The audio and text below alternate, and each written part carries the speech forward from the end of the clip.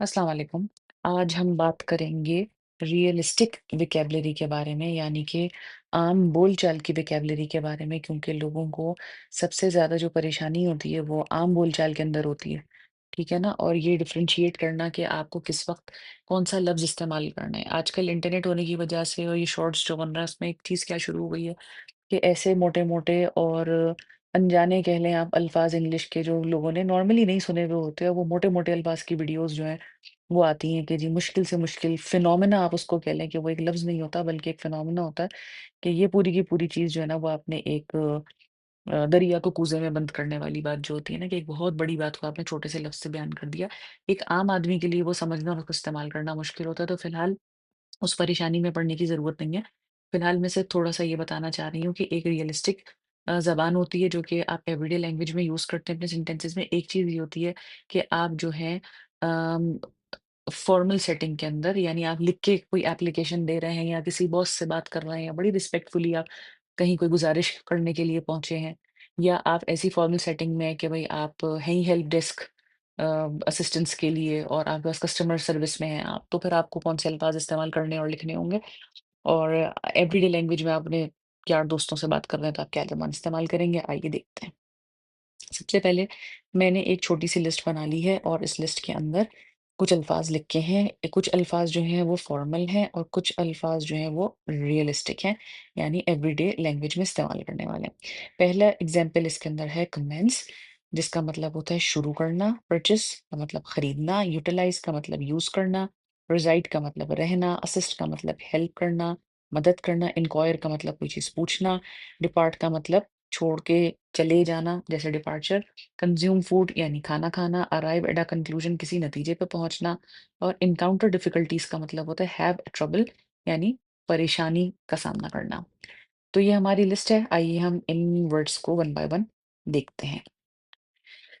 जी, तो अगर आपके पास एक बात हो कि आप ये कहें कि मुझे अपना असाइनमेंट शुरू करना है, आप यूनिवर्सिटी से घर आए, आपको एक बात कहनी है कि जी मेरा असाइनमेंट बाकी है, मैं अपना असाइनमेंट जो है वो करना चाह रहा हूँ।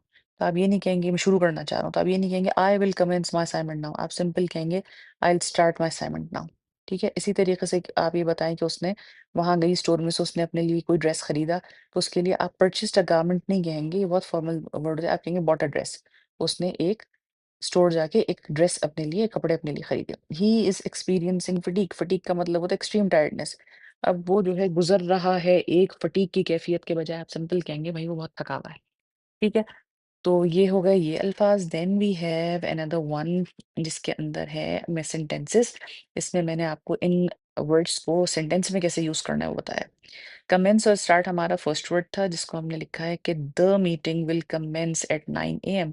अगर आपके बॉस जो हैं वो आपसे पूछ रहे हैं कि मीटिंग कब शुरू होगी और एक वन लाइनर ईमेल आपको करनी है, तो आप सिंपल उनको लिखेंगे कि the meeting will commence at 9 AM. लेकिन अगर आपके बराबर बैठी हुई आपकी कुलीग आपसे पूछेगी कि भाई मीटिंग कितने बजे है, तो आप सिंपल कहेंगे the meeting will start at 9 AM. ठीक है ना? इसी तरीके से we have a word purchase and buy. Purchase खरीदने के लिए आता है, बाय भी खरीदने के लिए आता है। अब एक बात ये है कि बाय का जो लफ्ज है वो एक ये वाला बाय होता है, एक टाटा बाय बाय वाला बाय होता है। ठीक है, ये वाला बाय है, ये खरीदने वाला बाय है। ठीक है। She purchased a new phone, ये कहने के बजाय आप कहेंगे she bought a new phone. Purchased a new phone आप नॉर्मली कहाँ कहेंगे कि अगर फर्ज कर लें कि आप कस्टमर सर्विस है, आपके पास कोई कस्टमर शिकायत लेकर आए और आपके मैनेजर आपको से रिटर्न में पूछे या आपको समझ में ना आए कि मुझे अब ये शिकायत आई है, मैं इस फोन का क्या करूँ, आपने सोचा चलो यार मैनेजर को ईमेल करके या अपनी कंपनी में फोन करके ईमेल करके मैं पूछता हूँ, तो आप जब तमहीद बांधेंगे कि हुआ क्या था, तो आप कहेंगे जी एक कस्टमर है, उनका ये नाम या वो ट्यूसडे को आई थी and she purchased a new phone. तो वहाँ पर ज़्यादा सूटेबल होगा कि आप परचेज़ लिखें बजाय इसके कि आप व्हाट लिखें। Next word we have is utilise का मतलब होता है यूज़ करना। Please utilise this tool carefully, ये आप नॉर्मली नहीं कहेंगे, आप कहेंगे please use this tool carefully. ठीक है ना? यूटिलाइज़ ज़्यादातर ऐसा होता है कि आप किसी चीज़ को सही तौर पे इस्तेमाल कर लें। जैसे आप कहेंगे मैं अपनी स्किल्स को यूटिलाइज़ करना चाहता हूँ, या मैं नया घर के लिए राशन नहीं खरीदूँगा, जो कुछ मेरे पास रखा हुआ है मैं पहले उसको यूटिलाइज़ कर लूँगा। ताकि ये कि आपके पास जो रिसोर्सेज़ मौजूद हैं आप उनको इस्तेमाल कर रहे हैं। तो ये उस सेंस में इस्तेमाल होता है। Then we have the word reside, reside का मतलब होता है रहना। ठीक है? ही रेज़ाइड्स इन कैलगरी कहने की ज़रूरत नहीं है, ही लिव्स इन कैलगरी। अब आप किसी बादशाह सलामत के बारे में बात कर रहे हैं, तो आप कह सकते हैं कि ही रेज़ाइड्स इन कैलगरी। असिस्ट का मतलब होता है हेल्प करना, इसमें भी यही बात है, मे आई हेल्प यू लोग कहते हैं, लेकिन ये भी कहा जा सकता है, can you assist me with this task? अगर आप किसी से पूछेंगे नई-नई आपने जॉब जॉइन की और अब समझ में नहीं आ रहा कि मैं किस तरीके से जाके पूछूँ, तो आप उस वक़्त ये चीज़ कह सकते हैं।